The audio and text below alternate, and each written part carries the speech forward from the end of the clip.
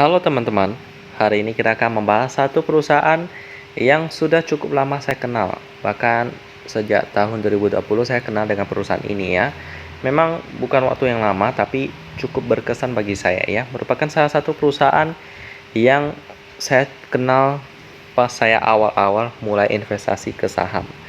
Kita akan membahas Cikarang Listrindo Tbk dengan kode emiten POWR atau kita panggil aja Power.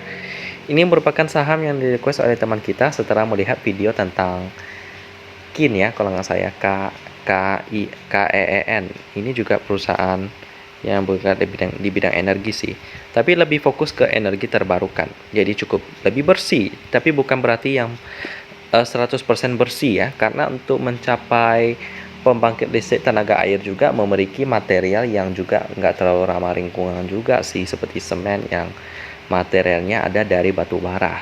Ya, secara nggak langsung juga bisa dibilang nggak bersih.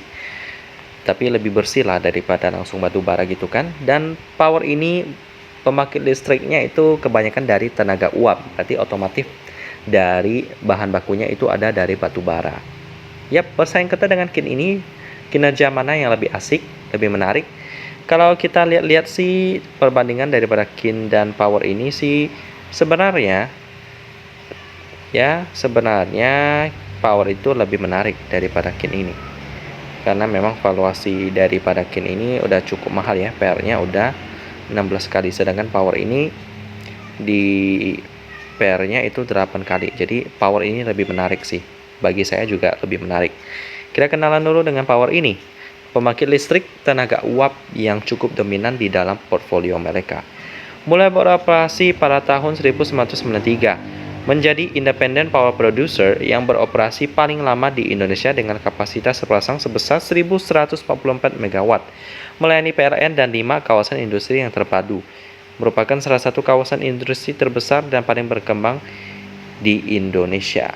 Untuk sejarah mereka, di mana 93 mereka melakukan pemasangan 2 turbin gas GE frame 6B pertama pada tahun 93 yang menyediakan kapasitas pembangkit terpasang sebesar 60 MW. Ini perjalanan awal mereka ya. Selanjutnya, pada tahun 96 menambah 4 turbin gas GE frame 6B yang meningkatkan kapasitas terpasang pembangkit menjadi 180 MW. Next, ada tahun 98 menambahkan 2 turbin uap Mitsubishi yang mampu menyediakan kapasitas sebesar 60 MW dengan membangun 2 rangkaian combined cycle yang masing-masing terdiri dari 3 kapasitas total mencapai 300 MW. Selanjutnya, tahun 2000 mendapatkan dianugerahi sertifikat ISO 9001 Sistem Manajemen Mutu. Selanjutnya, pada tahun 2006, sebuah turbin gas GE frame 9E ditambahkan memberikan kapasitas sebesar 109 MW sehingga totalnya menjadi 409 MW. Ya, masih belum mencapai 1000 sih. Jadi masih berkembang terus. Tahun 2009 setelah penambahan sebuah turbin gas GE frame 9E pada tahun 2009 mampu memproduksi total kapasitas sebesar 518 MW. Suatu pencapaian dalam utilisasi teknologi yang unggul dan pemberian pasokan listrik kelas dunia kepada pelanggan perseroan. Selanjutnya, pada tahun 2011 menambahkan 2 Alstom HRSG dan sebuah turbin uap Siemens 128 MW yang beroperasi secara combined cycle bersama dengan 2 turbin gas GE frame 9E yang menjadikan total kapasitas pembangkit terpasang sebesar 646 MW. Gila banget sih. Lalu tahun 2012 penambahan gas turbin GE frame 9E ketiga menjadikan total kapasitas tersedia menjadi sebesar 755 MW.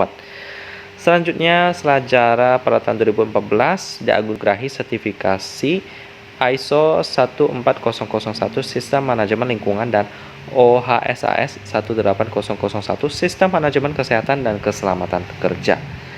Lalu pada tahun 2015 pembangkit listrik kedua terpasang di kawasan industri Megalopolis Manunggal 2100 memberikan total kapasitas pembangkit terpasang sebesar 109 MW.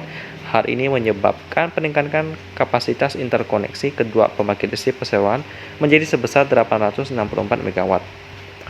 Lalu pada tahun 2016 mereka melakukan IPO senilai 272 juta US dollar di Bursa Efek Indonesia.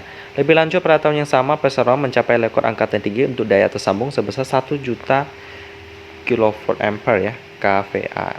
Lalu selanjutnya 2017, pembangkit listrik bahan bakar batu bara di Babelan ditambahkan dengan memakai 2 boiler format circulating fluidized bed dan 2 turbin uap Siemens yang memberikan total kapasitas pembangkit terpasang sebesar 280 MW. Meningkatkan kapasitas interkoneksi ketiga pembangkit listrik Perseroan menjadi sebesar, nggak bisa dibaca di sini ya. Pokoknya totalnya itu ada 1144 MW lah kalau kita baca di atas ini ya. 1144 MW totalnya. Tahun 2018 tahapan awal menuju pembangkit energi terbarukan dengan pilot proyek solar rooftop sebesar 52,5 kWp di sini. Jadi mereka ada diversifikasi juga loh, nggak mau kalah sama KIN yang bergerak di bidang energi terbarukan juga. 2019 mulai mengkomersialkan penggunaan pembangkit listrik energi terbarukan melalui opsi solar rooftop kepada pelanggan dan melakukan penjajakan pengembangan pembangkit listrik energi terbarukan terhadap pembangkit uap milik Perseroan.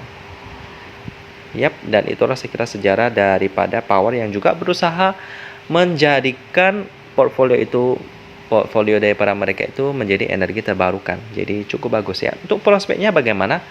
Oke sih, karena energi menjadi kebutuhan daripada banyak orang. Apalagi mereka melakukan diversifikasi ke energi terbarukan yang menjadikan mereka lebih baik di mata para masyarakat ya. Jadi cukup oke. Saya cukup senang. Selanjutnya kita lihat dulu pemegang saham daripada Power ini, di mana porsi masyarakatnya 14,27%. Ini aman. Lalu PT Udinda Wahana Tama sebesar 30,48%. Ini juga aman. Di mana beritanya cuma satu ya. Perusahaan Amerika jadi pembeli siaga IPO Cikarang Listrindo. Yap, dan mereka sudah melakukan IPO. Lalu selanjutnya kita lihat dulu fundamental di statistik, di mana operating profitnya lebih besar daripada net profit, which is nice. Dengan PER-nya 8 kali, ini bagus banget, cuman pergerakan sahamnya itu letoy banget sih, jadi nggak terlalu agresif. Dengan operating profit margin 28%, lalu dengan net profit margin 17%, ini bagus banget. Lalu dengan cash ratio-nya 582%, ini tebal banget sih. Dengan turnover hari ini 3M, jadi cukup bagus ya. Ini masuk ke watchlist standar saya sih. Mereka juga sering bagi dividen ya. Setahun bisa bagi sampai 2 kali loh.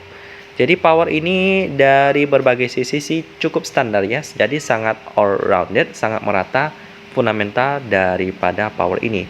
Jadi bagi saya sih cukup recommended untuk dimasukkan ke dalam watchlist standar ya. Bukan yang premium, tapi cukup oke lah kalau dimasukkan ke dalam watchlist untuk investasi. Demikian pembahasan Power yang bersaing ketat dengan KIN ini di bidang pembangkit listrik yang juga sudah melakukan diversifikasi ke energi terbarukan. Dan kita ketemu lagi di video selanjutnya.